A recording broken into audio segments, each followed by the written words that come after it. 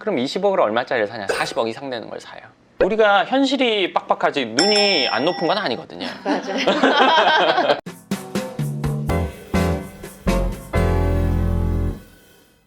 네, 반갑습니다. 황 소장입니다. 오늘은 일단 건물뿐만 아니라 수익형 부동산 수익률이 어느 정도면 적정할까요? 어느 정도?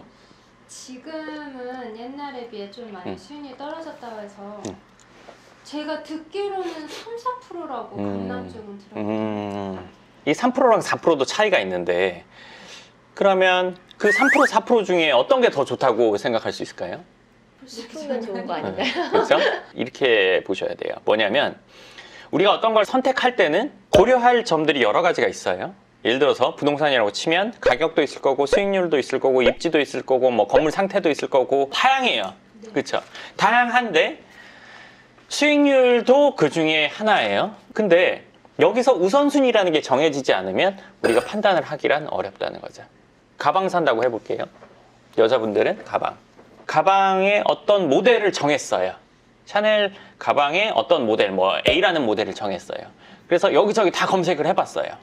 제일 비싼 거랑 제일 싼 거랑 한 50만 원 차이 나요. 그럼 우리 무조건 가격 낮은 거 사는 게 맞나요? 둘 다 똑같이 새 거일 때는 그럴 수 있겠죠. 근데 이제 새 것 같은 중고가 있고 새 거가 있고 백화점에서 뭐 파는 게 있고 아니면 뭐 예를 들어서 뭐 직수를 해서 파는 게 있고 뭐 다양할 거 아니에요. 네네. 이럴 때 그럼 무조건 우리는 제일 낮은 가격만 사나요? 아니요. 왜죠? 상태가 다른. 그쵸.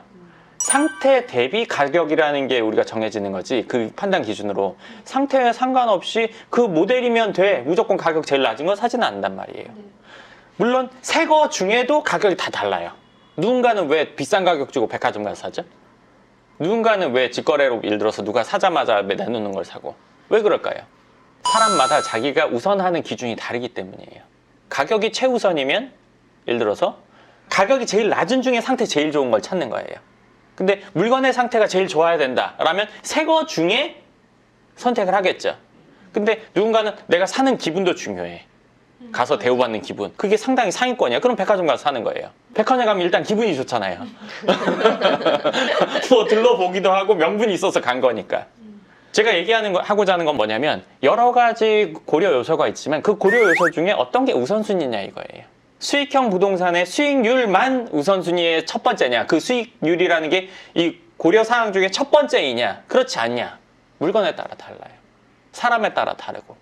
그렇기 때문에 수익률로만 우리가 뭐 건물, 부동산을 판단할 수는 없어요. 부동산을 아직 사보지 않은 분들, 특히나 수익형 부동산을 아직 안 사본 분들은 수익률 중요하게 생각할 수 있어요. 첫 번째 요건으로 생각할 수 있죠. 하지만 그게 전부가 아니거든요. 물건에 따라 천차만별이에요. 지방으로 내려가면 7, 8% 그 이상도 있을 수도 있어요. 왜냐? 용도가 다르니까. 신축을 해야 되는 거냐? 리모델링이냐? 아니면 그대로 갖고 갈 수 있는 거냐? 그리고 앞으로 뭔가가 여기에 주변이 좋아져서 뭐 가격이 더 올라갈 만한 입지에 있느냐? 이거에 따라 달라요. 수익률이 어느 정도 돼야 되는데 라는 기준을 갖고 있는 거는 어느 정도 선은 뭐 가질 수 있지만 그 기준 밖에 있는 거는 안 보겠다. 뭐 그건 아니라고 생각한다. 이 기준에 안 맞으면 다 별로다라고 생각하는 건 그건 매우 잘못됐죠. 일반적으로 지금 서울 뭐 강남이라고 치면 3%, 4% 뭐 이 사이예요. 근데 1%만 해도 생각해 보세요. 퍼센트로 1%는 별거 아니잖아요. 그렇죠? 10만 원의 1%랑 100만 원의 1%는 또 달라요. 1000만 원의 1%또 달라요.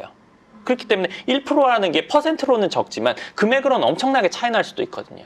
뭐 아파트, 오피스텔 뭐 이런 것들은 예를 들면 층향 동반타인하고 내부는 다 같으니까 그리고 거의 뭐 아파트 단지가 크다고 하더라도 큰 차이가 안 나는 입지를 갖고 있잖아요. 그렇기 때문에 예를 들면 공산품이라고 볼 수 있어요.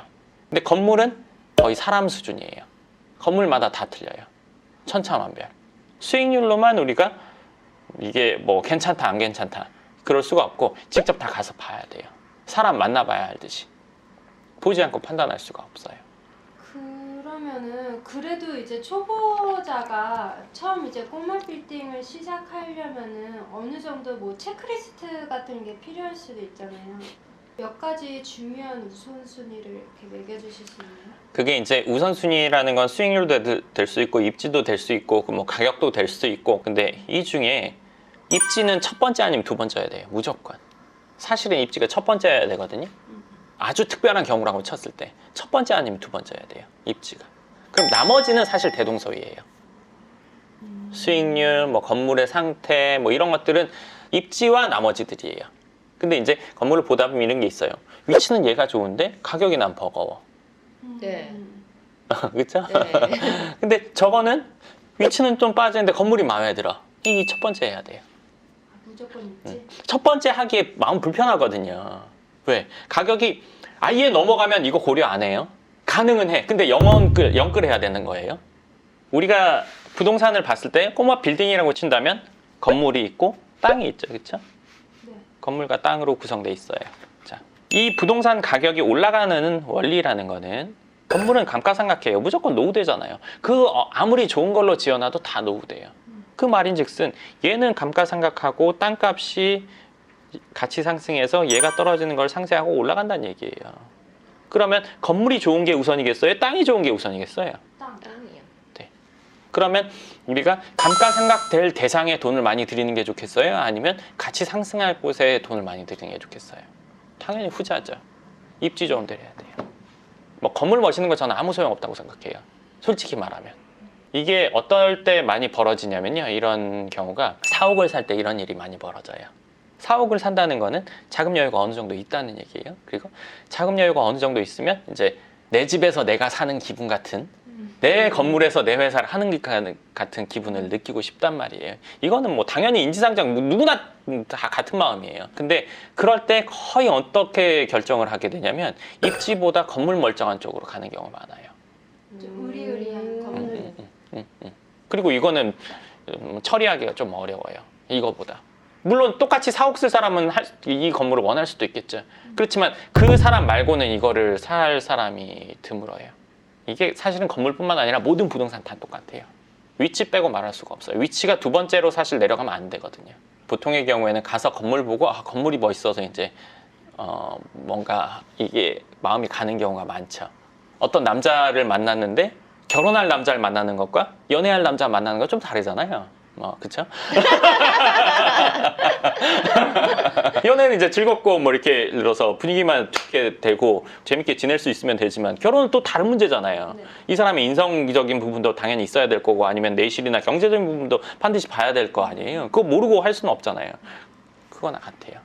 저번 주에 제가 통화한 분 같은 경우는 자금 때문에 본인은 서울로 못 가니 꼭 경기권으로 해야겠다라고 아예 지역을 정하신 분이 계셨거든요. 그분에게 혹시 그러면 해주고 싶은 말이 있다면 그런 경우는 예를 들면 자금이 아예 안 되는지 일단 확인을 확실히 해봐야 돼요. 뭐 20억 있다고 칠게요. 20억이 있어서 건물을 사려고 해요. 근데 20억으로 20억짜리 건물 사는 일은 없단 말이에요. 집은 그런 경우들이 좀 있지만 건물은 극히 드물어요. 그럼 20억으로 얼마짜리를 사냐? 40억 이상 되는 걸 사요. 이게 왜 그렇게 되냐면요. 20억 가지고는 처음에 대출 없이 살려고 알아보면은 눈에 전혀 이게 안 들어와요. 조금 높여지다가 내가 할 수 있는 최대 맥스 대출 풀로 낀 정도의 건물이 눈에 들어오는 수준이 돼요. 우리가 현실이 빡빡하지 눈이 안 높은 건 아니거든요. 맞아요. 예를 들어서 아파트 같은 경우는 전세 월세 가격이 정해져 있고 근데 건물의 경우에는 간혹 엉뚱하게 나올 때도 있어요. 이 금액 갖고는 원래 안 되는 건데 되는 상황이 될 때가 아주 드물게 있어요. 세입자 보증금이 많다거나 아니면 뭐 대출이 좀 더 된다거나 특수한 상황이 있을 때가 있어요. 내가 갖고 있는 금액으로 확실히 안 되는지 확인을 해봐야 돼요. 좀 아쉬운데 만약에 조금만 더 있으면 될 것 같은데 이럴 때는 한번 보는 게 직접 알아보는 게 일단 첫 번째고 안 된다고 치면 경기권에서의 A급 지역을 찾아야 돼요. 내가 있는 지역에서의 A급을 찾아야 돼요. 모든 지역에는 A급은 있다고 생각해. 그 지역에서 A급. 물론 그 지역에서의 A급과 뭐 저쪽 지역의 A급과는 내가 자금이 된다면 저쪽이 더 좋은 지역이라면 그럼 그쪽 가볼 수 있겠죠. 주거용과 상가와의 그 수익률을 봐야 되는 기준이 좀 다른가요? 그게 이제 마찬가지로 건물 아직 안 보신 분들은 그렇게 물어볼 수 있죠. 주거용을 하는 게 나을까? 상가를 하는 게 나을까? 그거는 실제로 보면 고민할 일이 전혀 없어요. 왜일까요? 상가가 더 비싸니까. 샤넬 살까? 에르메스 살까? 고민될 일이 없죠? 네. 없네요. 왜? 에르메스 살 사람은 일단 에르메스 사는 거고 에르메스 못 사면 샤넬 가는 거예요. 근데 두 브랜드를 놓고 우리가 고민 안 한단 말이에요. 상가가 형성되는 지역은 주거 지역보다 여기 유동인구가 있어야 돼요. 그래야 상가가 되겠죠. 그럼 위치가 입지가 더 앞으로 나와야 되겠죠. 그럼 당연히 여기 땅값이 더 비싸겠죠. 네. 네. 둘을 동등하게 놓고 비교하는 일은 없어요. 물론 이렇게 될 수는 있겠죠. A급 지역에서 주거를 가냐, B급, C급에서 상가를 가냐. 지역이 우선합니다. 이번 영상 그러면 여기까지 하도록 하고요. 궁금하신 부분 댓글 쓰시면 제가 다음 영상에서 그거에 대한 답변과 추가적인 내용에 대해서 알려드리도록 하겠습니다. 감사합니다.